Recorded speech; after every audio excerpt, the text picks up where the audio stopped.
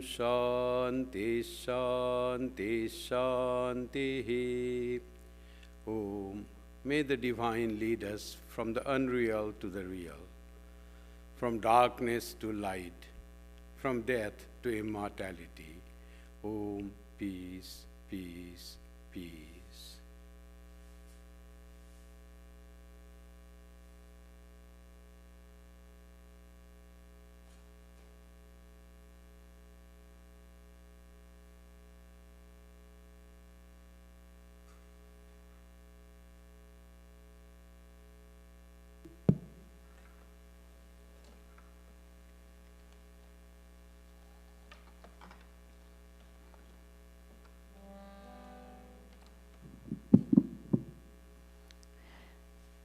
This is a Bengali folk song known as Baul. Sri Ramakrishna used to sing this and has been mentioned many times in Gospel of Sri Ramakrishna. Dive deep, O mind, in the ocean of beauty where there is treasure of invaluable gems of love.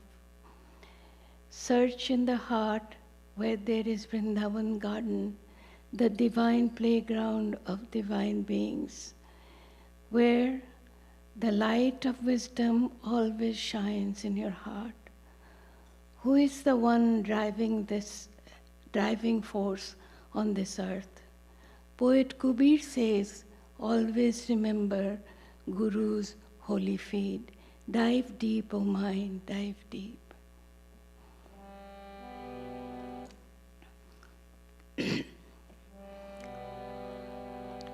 Dub dub dub dub shagodi amar mon, dub dub dub dub shagodi amar mon, dub dub dub dub shagodi amar mon. Talatal patal khujle, talatal patal khujle, pabi re prem ratnadhan, pabi re prem ratnadhan. Dub dub dub dub shagore amar mon, dub dub dub dub shagore amar mon.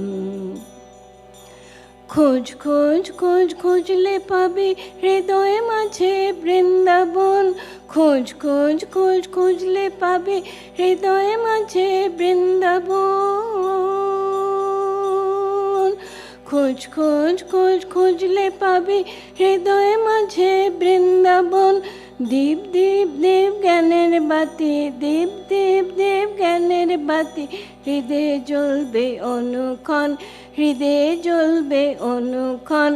ডুব ডুব ডুব ডুব সাগরে আমার মন, ডুব ডুব ডুব ডুব সাগরে আমার মন, ডুব ডুব ডুব ডুব সাগরে আমার মন। ড্যাং ড্যাং ড্যাং ডাঙায় ডিঙে চালায় আবার সে কুঞ্জন, ড্যাং ড্যাং ড্যাং ডাঙায় ডিঙে চালায় আবার সে কুঞ্জন। কুবির বলে শোন শোন শোন, কুবির বলে শোন শোন শোন, ভাব গুরুর শ্রীচরণ, ভাব গুরুর শ্রীচরণ। ডুব ডুব ডুব ডুব সাগরে আমার মন, ডুব ডুব ডুব ডুব সাগরে আমার মন। তলাতল পাতাল খুঁজলে, তলাতল পাতাল খুঁজলে পাবি রে প্রেম রত্নধন, পাবি রে প্রেম রত্নধন। ডুব ডুব ডুব ডুব সাগরে আমার মন, ডুব ডুব ডুব ডুব সাগরে আমার মন, ডুব ডুব ডুব ডুব সাগরে আমার মন।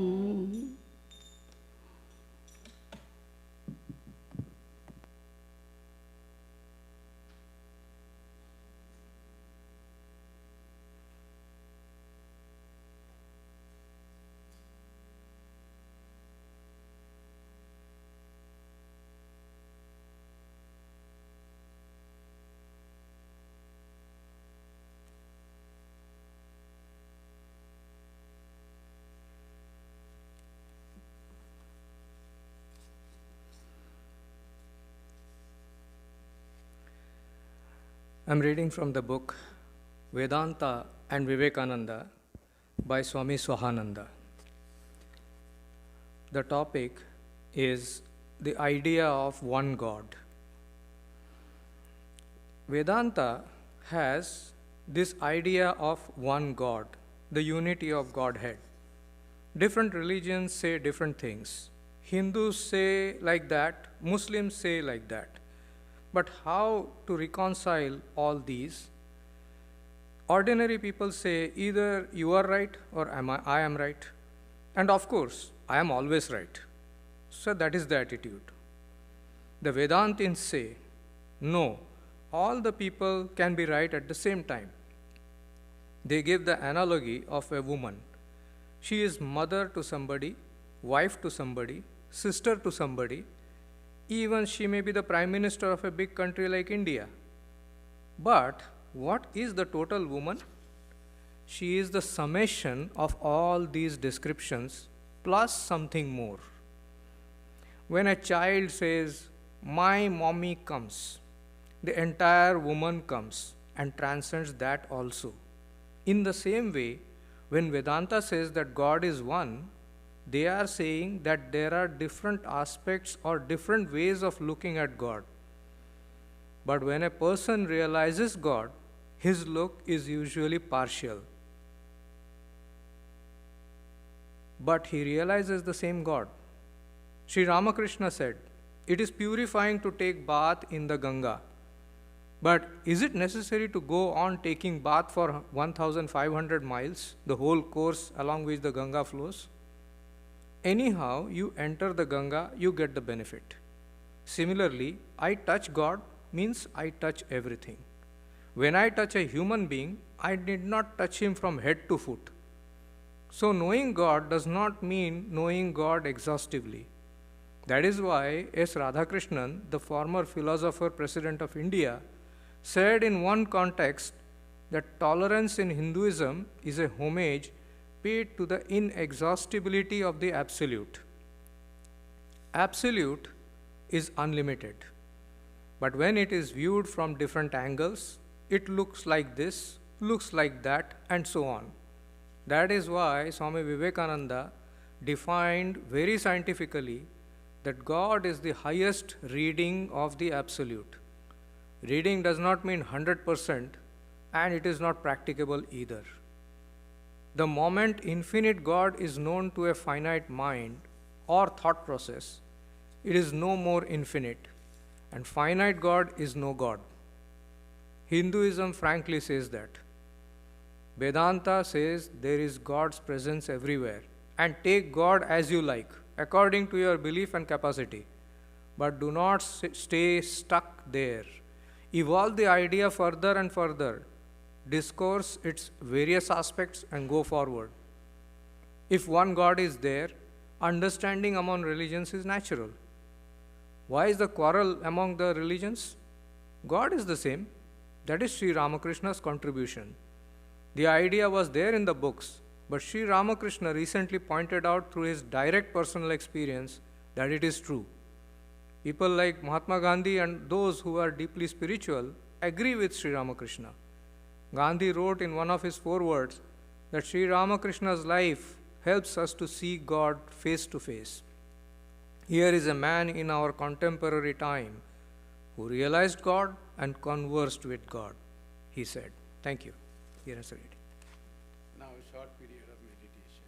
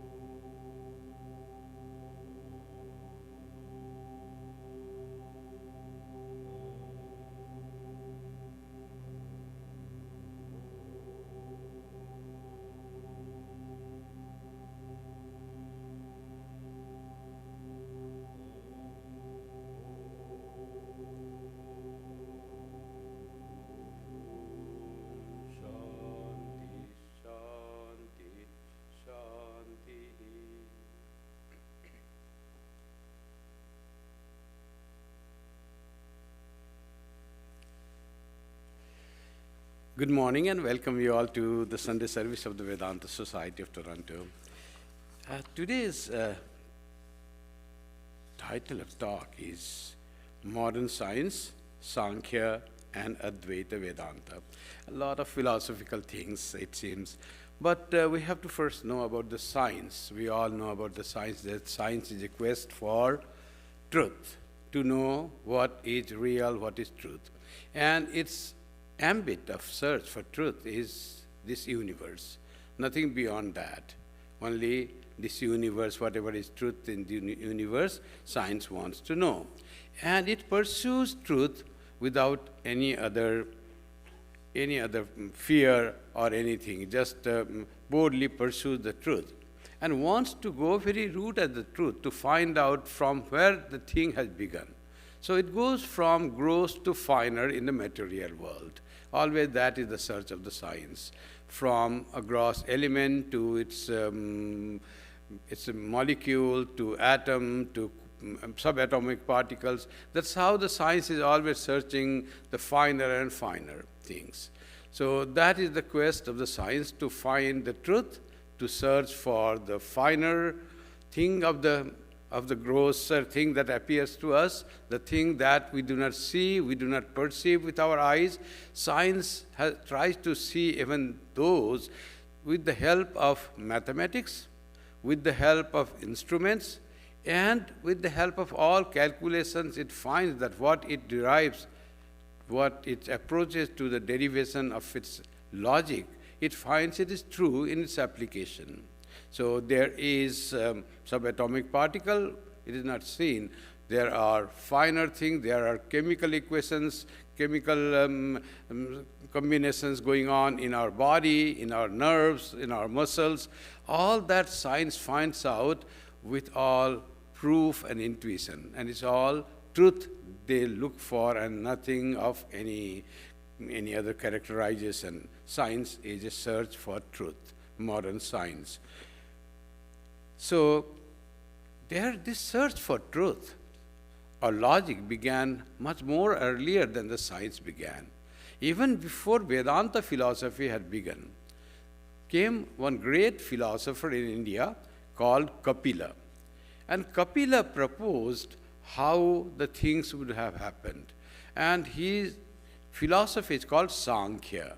In the Samkhya, he said that how this universe has arrived to what we see now, as the science has a way to say that Big Bang happened and there have been expansion of the things of matter, and then they recombine from gaseous state to liquid state to solid state, and the formation of many elements in the pressure. All that happened from one Big Bang on something indescribable. They say very small it was, very intensely dense.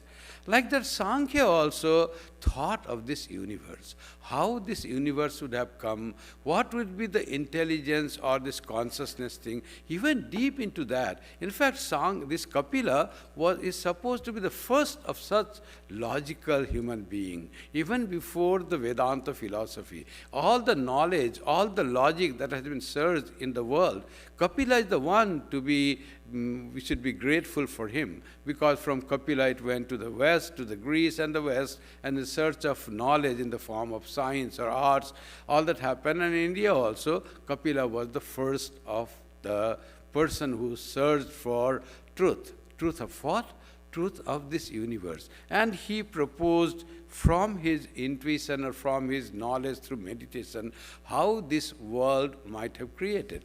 He proposed that there are three basic finest materials, and they are called three gunas: sattva, rajas and tamas. By gunas, Kapila doesn't mean only attributes or quality, but he said it has the finest materials. These materials are the source of this whole universe. When these three materials, sattva, rajas and tamas, are in equilibrium, there is no creation. It is all rest, nothing is there. And in time, there comes disturbance in there, and their vibration comes. And when the vibration starts between these three elements, finest elements called sattva, rajas and tamas, Then the creation starts. That is the beginning of the creation. Disbalance in the equilibrium of three gunas. And these three gunas together are called pradhana, or the basic, or the main thing for the universe, creation of the universe. That is also called Mula Prakriti in Vedanta. Later on in Tantra, it's called Mula Prakriti, or it is called Ajnana in Vedanta. The Jnana, nothing is known about that. So that is the three gunas cannot be seen. They are so fine as particles, and when they are in disbalance and their equilibrium is lost, then first thing to evolve from that, as Kapila said in his Samkhya, is Mahat. The three, they appear as intelligence, the cosmic intelligence. Mahat happens. From that Mahat, all, when intelligence happens, all they come. In Puranas also you will find who is called the creator. Creator is Brahma. And Brahma is the one representing Mahat or intelligence. He is also called Mahat or intelligence. Because without intelligence, how the creation will come? Sankhya came in that same theory. He said it intelligence. But he would say that intelligence by itself comes, but he won't say what is the source of intelligence, what is the light that enlightens intelligence. He has the idea of Purusha, but he doesn't say about the cosmic Purusha. He talks about individual Purusha. Will come the difference between Sankhya and Advaita Vedanta later on. So how this, he says, is this Prakriti is itself capable of creating and dissolving back. It is capable of creating the whole visible universe from these three basic qualities, sattva, rajas and tamas, in a gradual process, as it is seen in the Big Bang theory, or the science says how the creation might have started from huge hydrogen and hydrogen combining and fusion in hydrogen, fission in hydrogen, and then coming many types of molecules, from hydrogen to helium to all molecules coming from the basic hydrogen atom. Like that theory, from Mahat comes all cosmic principles that is said.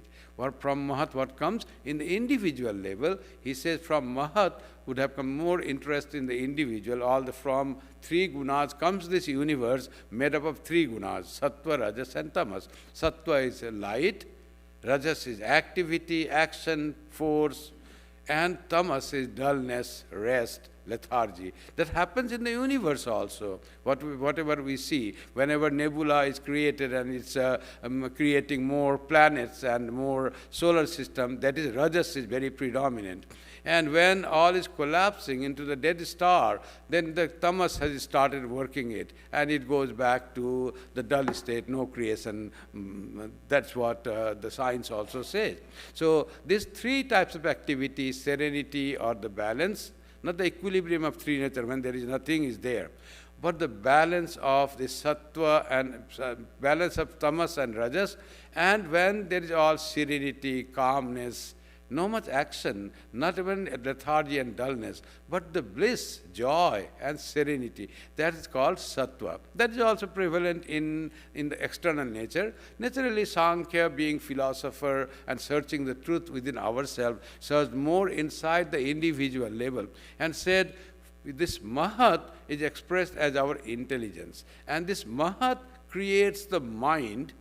And from the Mahat comes not only the mind with all its faculties of remembering, of storing our memories, or thinking ideas, and also of our facilitating the mind. From that comes the mind. Also comes from that comes the sense organs. From Mahat, all the manifestation or variation has started. From that comes sense organs. Sense organs means not the one that we move, the external organs, but inside, deep into the inner instrument, the organs that are unseen, and that manifests itself in the hands we move and legs we walk. That is all the organs of action, or the eyes we see, or the ears we hear, or sense organs. These organs that we external instruments are not the organs. Organs are something deeper into our mind stuff, and that organs are the one who are responsible for this big instruments to work. Without organs, external instruments would be of no function to hear or see or touch or smell. So those are the sense organs that created by the subtle form of Mahat. From that Mahat, still the gross form will come in the Prakriti, and this body will be built from all three gunas. This body is made from Sattva, Rajas, and Tamas. Gross body of our skin and blood and bones. All this is also made from the same Prakriti, becoming more grosser from this. Later on in Vedanta, there came the idea of Panchikaranam. 5 types of, even the Samkhya says, 5 types of very fine elements came. It says Tanmatra. What are the elements? They are the elements of smell, then sight, then hearing at the end, smell, sight, then touch and hearing. From the 5 different, very fine molecules from 3 types of gunas, they evolved after the Mahat has been created. And these 5 elements, they represent little fine elements they call. These 5 are called Tanmatras, finest the thing, not like finest like Sattva, Guna, and Tamas, but from Mahat, evolved from Mahat. And after that, 5 fine elements came, Tattva.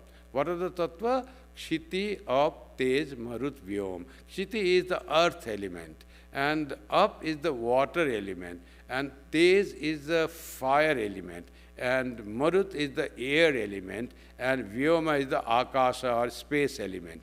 This is not the earth that we see, but the element that makes the earth very fine. They are called Tattva. That's called Tattva, Pancha Tattva. That's called Pancha Tattva. These 5 fine elements created are from Mahat, and these fine elements, they combine and recombine and create the gross things that we see. From that is evolved this solid earth, or liquid water, or the flowing wind, or the form and color. All are created from combination and recombination of 5 basic elements and of the space. They would say the space that you see, that is also gross space. What will be the finer space? Space is so fine. But in the creation, in the language of that has come, it is the gross space that we see. So that's how the creation is said to have come. And this, after that whole universe is created and individual living beings have been created, their bodies have been created, their mind, intellect, and their senses and sense organs and organs of action, all are created, and with corresponding to their external instruments, which maybe they are all intact. In some cases it may not be there, but in all living beings there is that those inner instruments are there. That is what the Samkhya would say.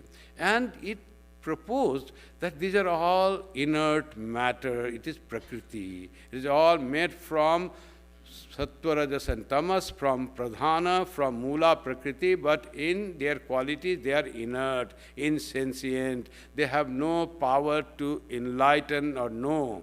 Then what is the thing that makes it known? What is the thing that makes it alive? What is the thing that makes it recognizing the things? It then proposed that there is non-material entity, ever present, never destructing, never changing, and they called it Purusha.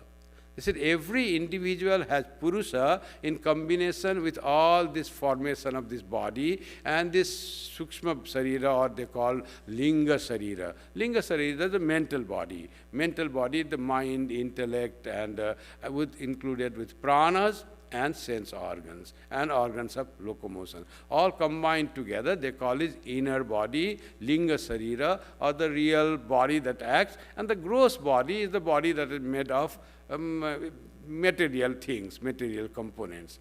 And those are also material, but the fine matter. These are the gross matter. That's how Samkhya tried to divide. Now they said that there is a thing called Purusha that resides in every being. Every living being has non-material substance entity, not substance, entity called Purusha. Purusha is omniscient. Purusha is the one by whose light this all function. Without Purusha, body cannot function. This gross sthula sarira cannot function, and also subtle linga sarira cannot function. Now, in proposing Purusha, what Sankhya said, that every individual has a Purusha. Purusha is the real person, and rest is just the nature, prakriti, insentient matter. It is not the being. And that Purusha somehow comes to identify itself with this material linga sarira and this gross sthula sarira, gross body and subtle body. Purusha gets identified even without being entangled. And they propose that how do they identify? It is like a crystal is there, and behind the crystal a red flower is kept. Whole crystal looks red, though it has not been colored. Because of the proximity of the red flower, whole crystal looks red. Because of the proximity of this body, linga sarira and sthula sarira, whole this Atman or the consciousness starts feeling itself associated and identified with this body. That has become the problem. This ignorance of Purusha, who is omniscient, who is all-knowing, who is in fact they will call infinite. Each individual they will call infinite. Immense potential, all joy, all bliss, non-material, not made up of three gunas. Those Purusha starts identifying itself with this material body. The crystal thinks, now I am red colored. Without having no touch of red, remove the red flower, crystal is like that. Now, this Sankhya would say the goal of life is to identify yourself as only Purusha. I am not body, I am not gross body, I am not subtle body. I am Purusha, the immortal, uncreated, all-knowing, ever-blissful, that entity that I am. And attaining to that state, they call Kaivalya Prapti. They call aloneness. I am separateness. I am not this universe created of matter, but I am the entity of consciousness. That's what the Sankhya said. Now, after Sankhya, then Vedanta philosophy started evolving. And Vedantic truths were always there. Rig Veda is the first known book there. Rig Veda and other Veda Upanishads were already there. But philosophy had not been made. When the philosophy was made by Vyasa in the Brahma Sutra, then came that okay, they got the cosmology of the creation. They created, they said, yes, it appears, it is explainable, acceptable that it must have been created, the nature has been created by that way. When Sankhya said, this Kapila said, that nature is self-perpetuating, it doesn't need anything.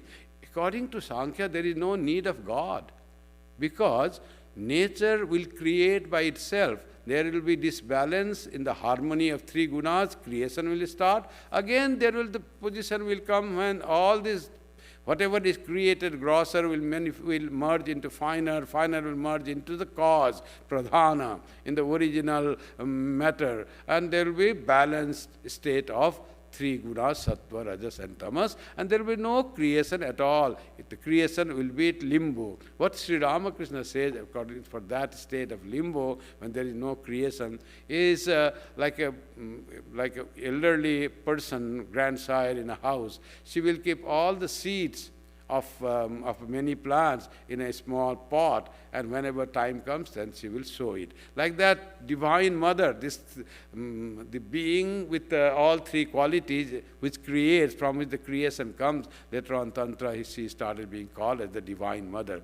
Because she is the creator, so she is the mother. She is the creator of the whole universe, that's why Divine Mother.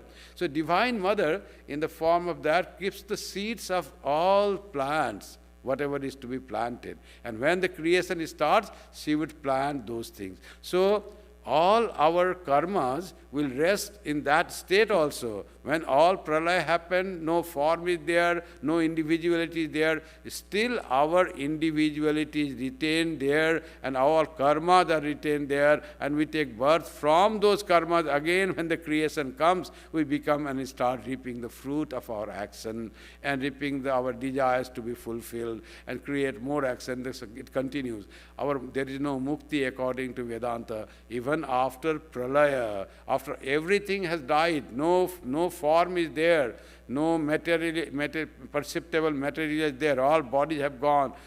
But there is still that linga sarira is there, samskaras are there, kept by the Divine Mother in the pot with that samskara. So we'll have to work out for our mukti in human life. When we have got proper linga sarira and proper our sthula sarira, where our mind can work, we have the developed brain through which the mind can work and think, and that time is the time when we have to realize our true nature. So this is the only opportunity. Or if we die and are reborn as a human being, our opportunity is given once more time, repeated. But every time they will not give. They will throw us our samskaras, not they. Our samskaras will make us born in perhaps other form of life. There are so many life forms in this planet of Earth, and we don't know how many planets are there like this, where the life can exist or different type of life exists. So we have to work out in this life itself for our mukti, how we can have the mukti or emancipation. Now Vedanta came later on and it says, Sankhya is fine, that it says Prakriti is insentient and the soul or Purusha is this only sentient and conscious being, and that Purusha is the master of this body, that is fine. But Vedanta says to Sankhya, you said there are many Purushas and all are infinite, pure consciousness. How can there be two infinite existing together? If there are two infinite existing, one will limit the other. So it is impossible. Vedanta came to say there is only one Purusha, and that one Purusha is, they call as Brahman. And that Purusha appears as individual beings. It just appears like the sun appearing in the dewdrops. Many suns, as very small, tiny suns, everything is shining and bright like the representing sun. But nothing, sun is there. It just appears. That Purusha, one Purusha, appears as individual soul in every being. And that soul, like the Purusha, is, Vedanta said, it is Satchit Ananda Swarupa. It is ever existing. There was no time that it is not existing. There is existence, and it is conscious. It is a sentient, conscious, and that consciousness of this Purusha is lent to the sense organs and the body and the mind, and they appear as consciousness. And there is Ananda. There is bliss. It is not that these three Satchit Ananda are the qualities of Atman. Atman is without any quality. Qualities, they define something. They limit.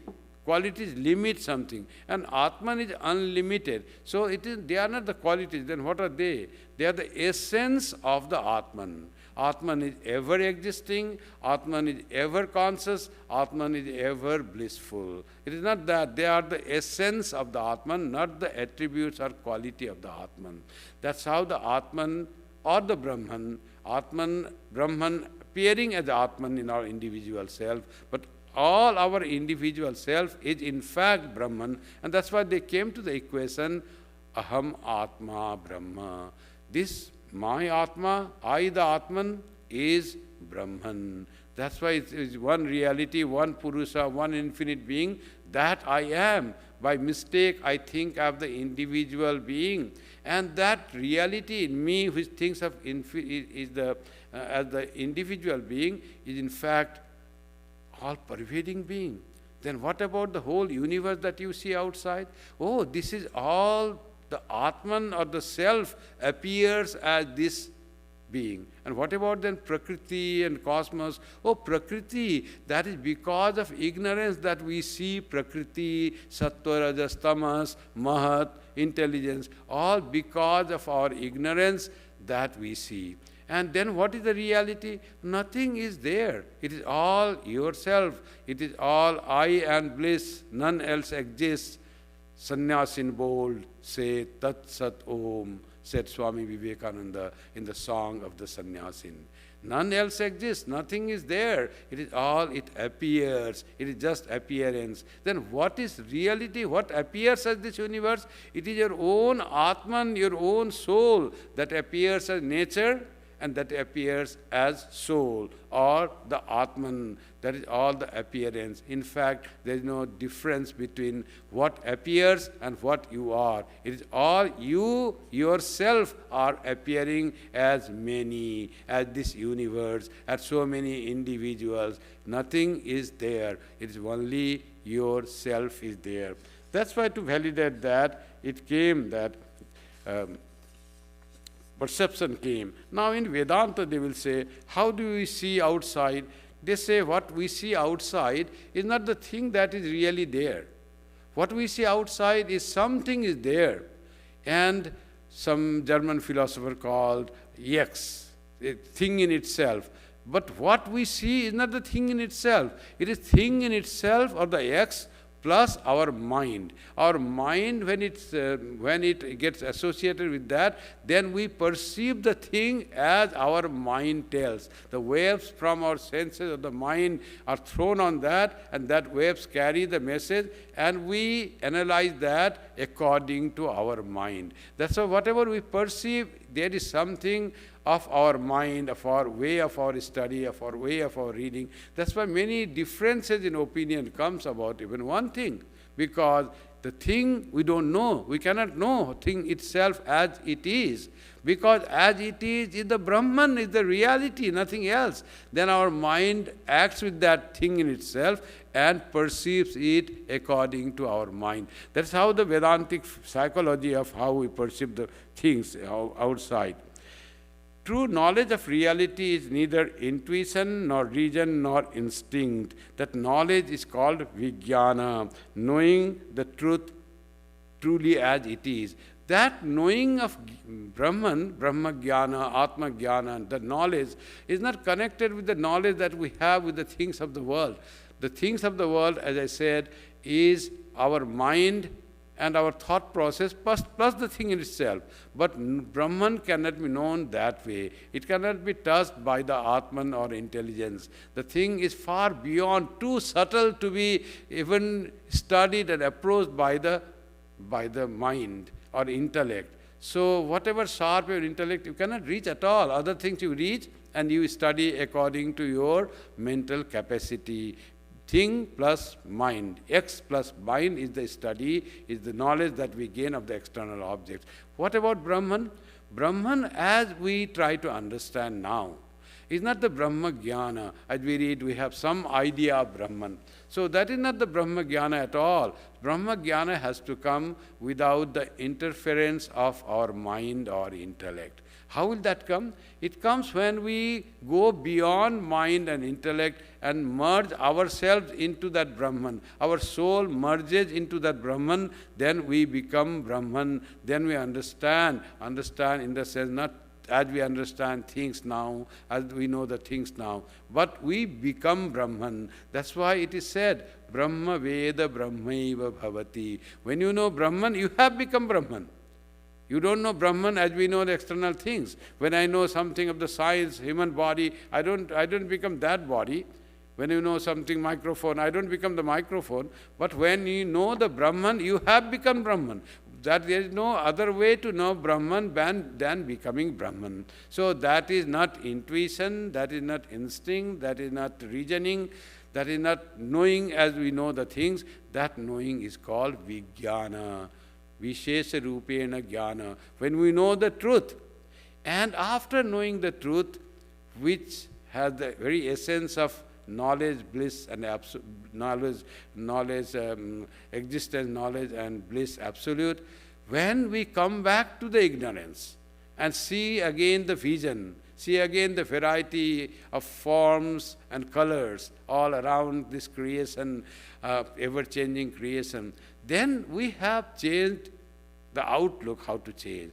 Then we know that what we see is just the appearance, and everything seems to be soaked with that bliss. And that blessedness that we experienced while we were in the state of Brahmajnana or immersed in Brahmajnana, that comes to see every being with all love.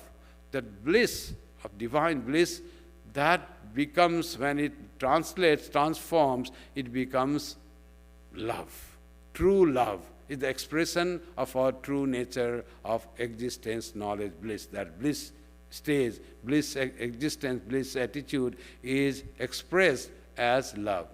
That very love, when it is confused and distorted, it becomes like attraction to the things of the world. So attraction, attachment, all different things, that distorted expression of love, which is the very nature of our soul as bliss or blessedness. So that is how we deal in the world after even realizing our true nature or having Brahmajnana. That's why they say, when we have Brahmajnana, we see everyone has our true self. In the Bhagavad Gita, Sri Krishna said, Sarvatah panipadam tat sarvatok shishiro mukham sarvata shrutimal loke sarvam avrityati sthati. So the real self is has feet everywhere. All feet are his feet, and all head are his head. There is no individual. All head are the appearance of that one being which we call Purusha. In Vedanta becomes one, because we know that there can be no two Purushas, two infinite beings. That's where the Samkhya and Vedanta differ. And Vedanta will say it is all one being, one Purusha, one consciousness that appears as many. There are no individual Purusha in individual being. One Purusha appears in individual being. And as the Samkhya said, that this Prakriti has the capacity to evolve and dissolve, to create the whole universe of this variety, and then merge into only the balanced state of Sattva, Rajas, and Tamas, without any need of God.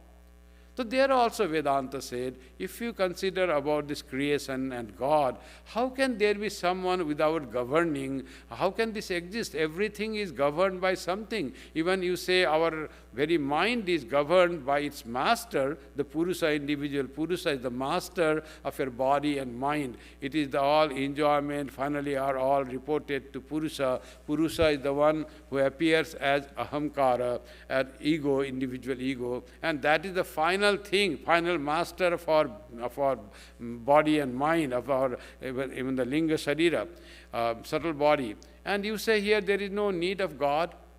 So that is illogical, they say. There has to, if there is individual intelligence, individual mind, and there is the cosmic mind, there is cosmic intelligence, and there has to be the cosmic ego or cosmic Purusha, whom you call God, and that God is the one who will govern this universe. So there is need of sentient being or conscious being who will be governing this. So Vedanta and Tantra later on came. They said to create this universe, to say only the three cosmic principles of Sattva, Rajas, and Tamas are enough to create. No, that is not true, they say. If that is, that they call it Triguna Mahi Maya or Mahamaya, made up of, composed of three gunas.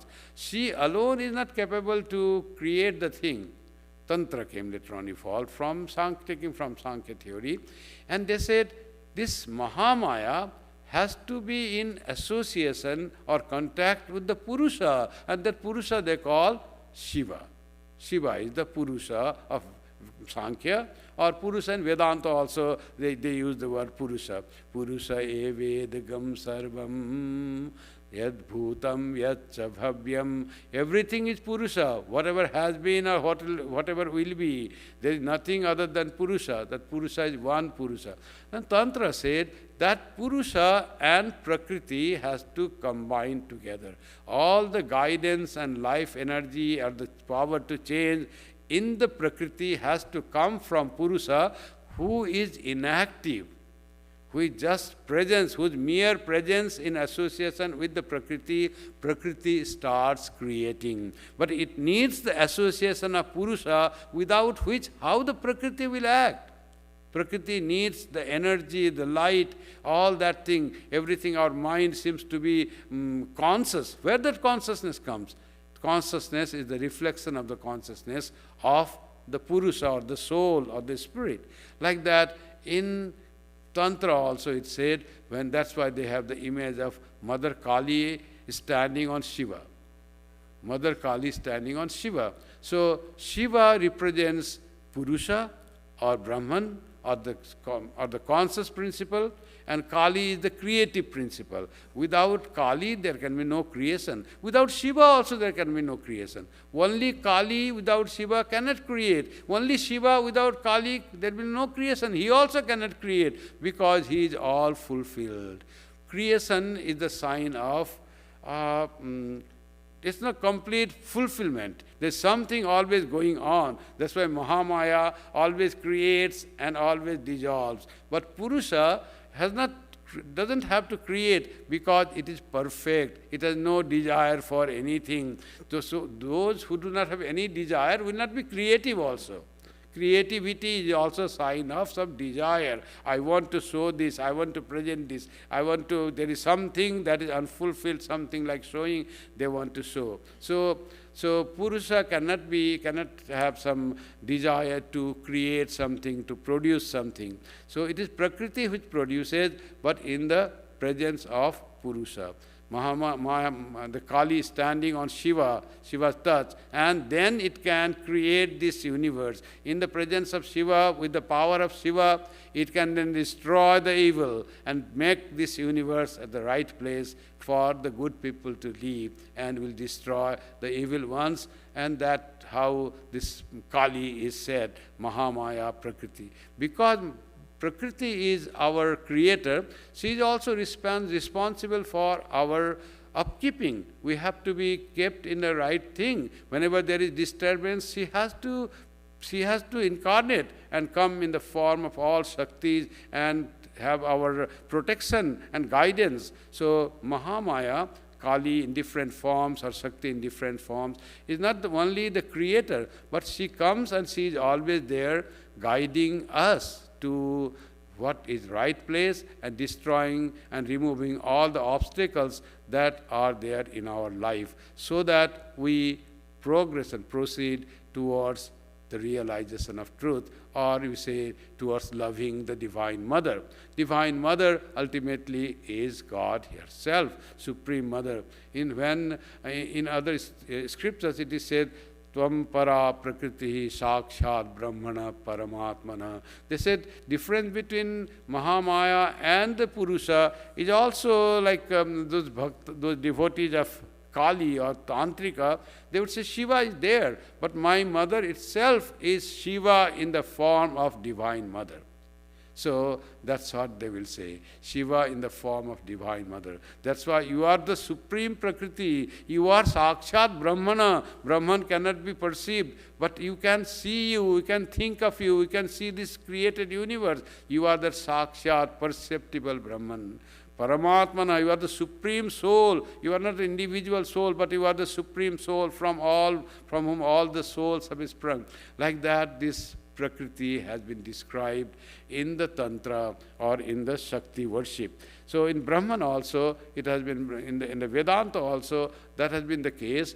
All this creation, instead of calling it as the Mahamaya, Vedanta will call it Ajnana, ignorance. This ignorance is the cause of creation of this universe. Ignorance is the cause of our disidentifying, forgetting our true nature. Ignorance is the cause of our wrong identification with the body and the mind. And this is all because of the ignorance that has come to us. And that ignorance When it removed, Sri Ramakrishna said, ignorance cannot be removed like that. I want to know knowledge, I want Brahman.